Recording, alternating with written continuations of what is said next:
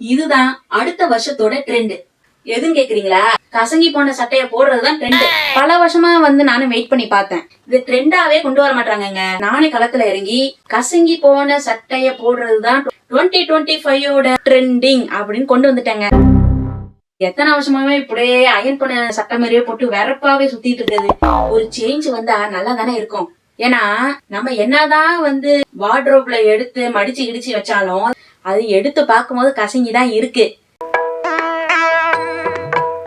அத அயன் பண்ணி போட்டு போனாலும் அடுத்த ஒரு 2 மணி நேரம் கூட தாங்க மாட்டேங்குது. பாரு, கசங்கி போன சட்டையெல்லாம் போட்டு போறேன் அப்படின்னு சொல்லிட்டு யாரும் கேட்க மாட்டாங்க. முக்கியமா அம்மா அப்பாலாம் திட்டவே மாட்டாங்க. கேட்டா சொல்லிடுங்க, இதான் 2025 ட்ரெண்ட்னு. நியூ இயர் வரப்போகுது அப்படின்னாலே அடுத்த விஷயம் நம்ம ஃபேமிலியில கண்டிப்பா இந்த ஒரு விஷயம் நடக்குங்க.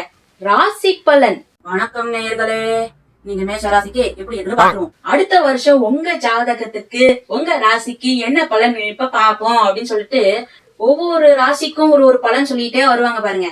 ஒரு ஃபேமிலில 5 பேர் இருக்காங்க, ராசி பலன் என்ன அப்படின்னு சொல்லிட்டு நோட் பண்ணிக்கிட்டே வருவோம்.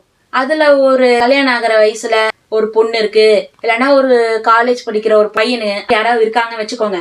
கரெக்டா அவங்களோட ராசி பலனுக்கு லவ் பண்றவங்களுக்கு இந்த வருஷம் லக்கியான வருஷம் சொல்லிட்டாங்கன்னா முடிஞ்சது. 4 பேருமே அவங்கள கரெக்டா திரும்பி இவனை பாப்பாங்க. ஐயோ, அங்க பார்த்துட்டு அப்படியே நம்மள பாக்குறாங்களே. இவன் லவ் பண்ணலன்னா ஒன்னும் இல்ல, ஏன் எதுக்கு என்ன பாக்குறீங்க, அங்க பாருங்க டிவின்னு சொல்லிட்டு விட்டுருவான். ஆனா அப்படி ஏதாவது இருந்துச்சுன்னா வச்சுக்கோங்களேன், அவனுக்கு சந்தோஷமாவும் இருக்கும். அதே சமயம் ஐயோ சக்சஸே ஆகல, அதுக்குள்ள இவங்கெல்லாம் பார்த்து நம்மள கண்டுபிடிச்சிருவாங்கன்னு பயத்திலேயே குருன்னு பாப்பான். இதெல்லாம் ஒரு பக்கம் இருந்தாலும் எதிர்பாராத விஷயங்கள்லாம் சில பேருக்கு நடக்கும். உடம்பு சரியாம போகலாம். வருஷம் புது வருஷம் இந்த நியூ இயர் அன்னைக்கு டெஸ்ட் எடுக்கணும்னா அவள முடிஞ்சது.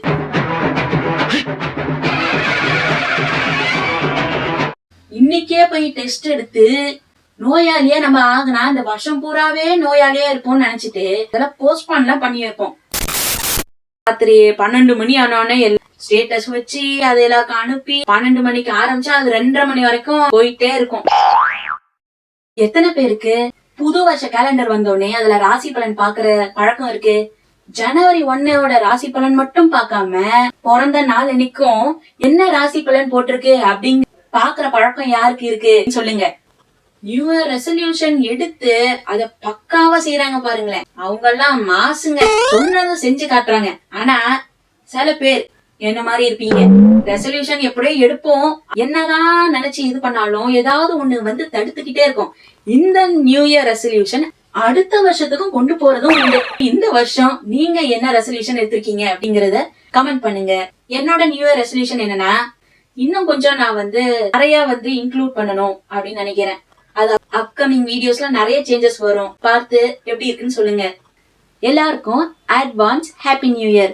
இந்த வீடியோவை லைக் பண்ணிடுங்க, உங்க ஃப்ரெண்ட்ஸ் அண்ட் ஃபேமிலி மெம்பர்ஸ்க்கு ஷேர் பண்ணிடுங்க. கண்டிப்பா சப்ஸ்கிரைப் பண்ண மறந்துடாதீங்க.